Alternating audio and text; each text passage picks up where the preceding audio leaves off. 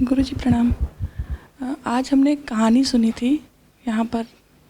उस कहानी में एक आदमी है जो भागा, जिसके पीछे शेर पड़ा है, और वो द क्लिफ उसका नाम था, और वो भाग रहा है और वो गिरता है। एक शाखा उसके हाथ में आती है और नीचे खाई है, और शाखा को दो चूहे कुतर रहे हैं और वो गिरने वाला है।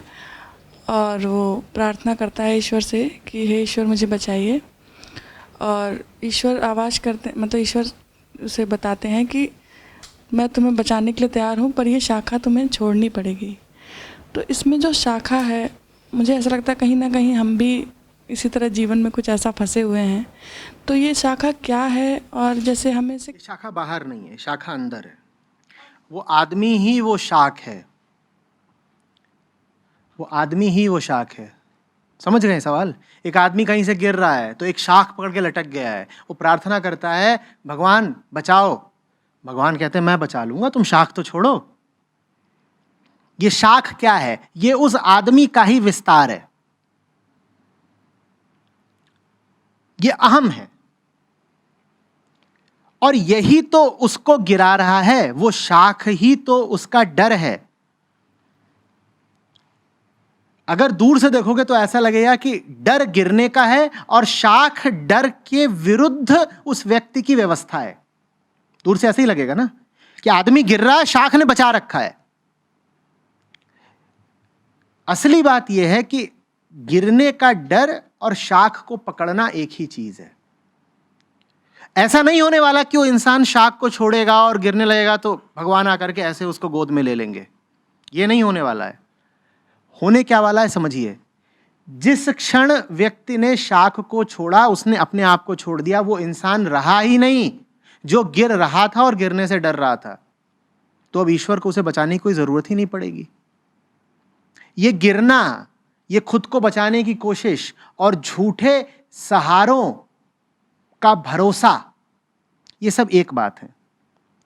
आदमी का गिरना, गिरने का डर, आदमी को कि अपने आप को बचाने की कोशिश, और बचाने की कोशिश में झूठे सहारों का अवलंबन, झूठे सहारों को पकड़ना, ये तीनों क्या हैं? एक ही बात है। और ये तीनों उसी आदमी के भीतर समाई हुई चीजें, आदमी से बाहर की चीज नहीं है। ईश्वर कह रहे हैं शाख को तो छोड़। शाख छोड़ने का मतलब है तू खुद को तो छोड़। तूने एक बार खुद को छोड़ा नहीं, फिर तू गिरेगा ही नहीं। जब तू गिरेगा ही नहीं तो बचाने की क्या जरूरत? ये बात अजीब है। हमें लग रहा है गिर रहा है, शाख ने बचा रखा है, और जिनसे वो प्रार्थना कर रहा है वो कह रहे हैं तू गिर नहीं रहा, चूंकि तूने शाख को पकड़ रखा है इसलिए तुझे लग रहा है कि तू गिर रहा है। तू शाख को छोड़, तू आदमी दूसरा हो जाएगा, तू गिरेगा ही नहीं। ये बात थोड़ी सूक्ष्म है, समझिएगा। हमें लग रहा होता है कि हम बड़ी मुसीबत में हैं और उस मुसीबत के खिलाफ हम कुछ ना कुछ आयोजन करते हैं ना। यही कर्ता भाव है, यही अहंकार है। इंसान पैदा होता है इसी भावना के साथ कि बड़ी गड़बड़ चल रही है, न जाने कहां फंसा हुआ हूं, ये ठीक नहीं है, वो ठीक नहीं है। और फिर अपनी सीमित बुद्धि से वो कुछ आयोजन करता है, ये कर लूं, वो कर लूं। आयोजन कभी पूरे पड़ते नहीं। आयोजन इतने ही हो पाते हैं कि जैसे शाख से लटकता आदमी लटक तो गया है, किसी तरह जान तो बचा ली है, पर बची हुई जान निकली भी जा रही है। यही लग रहा है कि अब कभी भी मरे। तो फिर वो प्रार्थना करता है, अरे बचा लो बचा लो। तो बहुत सुंदर और बहुत सूक्ष्म बोध कथा है ये। आपको बता रही है कि तुम खतरे में नहीं हो। जो कुछ उपाय कर रखे हैं तुमने खतरे से निपटने के, उन उपायों के कारण तुम्हें लग रहा है तुम खतरे में हो। वास्तव में खतरे में अपने आप को महसूस करने वाला और खतरों के विरुद्ध प्रबंध करने वाला, ये दोनों एक हैं और दोनों झूठे हैं। न तुम खतरे में हो, न तुम्हें खतरे के खिलाफ किसी प्रबंध की कोई जरूरत है। लेकिन ये बात तुम्हें तभी समझ में आएगी जब तुम शाख को छोड़ोगे। शाख को छोड़ोगे तो तुम वो व्यक्ति ही नहीं रह जाओगे जो गिरने से डर रहा था। जो गिरने से डर नहीं रहा, अब वो गिरेगा नहीं। अध्यात्म में कार्य कारण का खेल थोड़ा उल्टा चलने लगता है। हम आमतौर पे कहते हैं हम डरे थे इसलिए हमने सहारा लिया। अध्यात्म कहता है बात उल्टी है।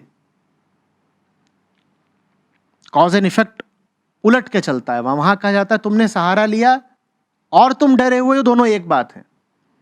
और इन दोनों के मूल में बैठा हुआ है वो इंसान जो ये सब बातें कह रहा है।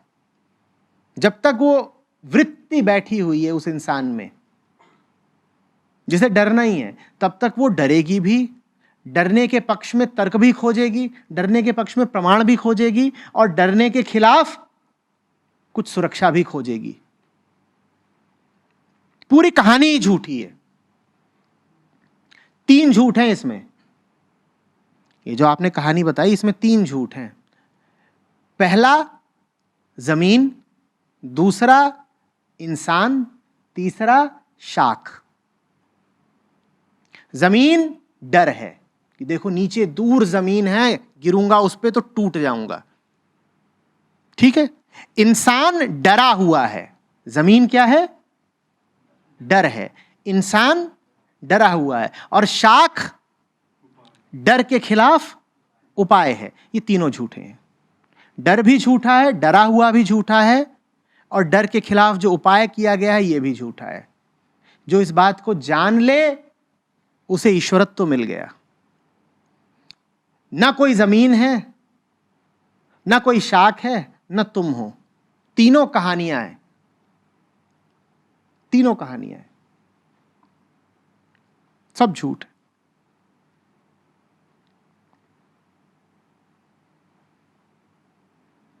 और ये झूठ टूट जाएगा अगर इन तीनों में से किसी एक को भी तुम अपनी कहानी से निकाल दो। ये तीनों एक साथ ही चलते हैं ना। डराने वाली चीज, डरने वाला और डरने के खिलाफ जो इंतजाम है, तीनों एक साथ चलते हैं ना। इन तीनों में से किसी एक को भी छोड़ दो, तीनों गिर जाएंगे, क्योंकि तीनों एक हैं। तीनों मिट जाएंगे। तो इन साहब ने जब प्रार्थना करी है तो आकाशवाणी हुई है तुम ऐसा करो, तुम शाख को छोड़ दो। शाख को छोड़ने से सिर्फ शाख ही नहीं छूटेगी, तीनों जाएंगे। जो नीचे जमीन डरा रही है वो भी जाएगा, और जो ये डरा हुआ व्यक्ति है ये भी मिट जाएगा। तीनों एक साथ जाएंगे।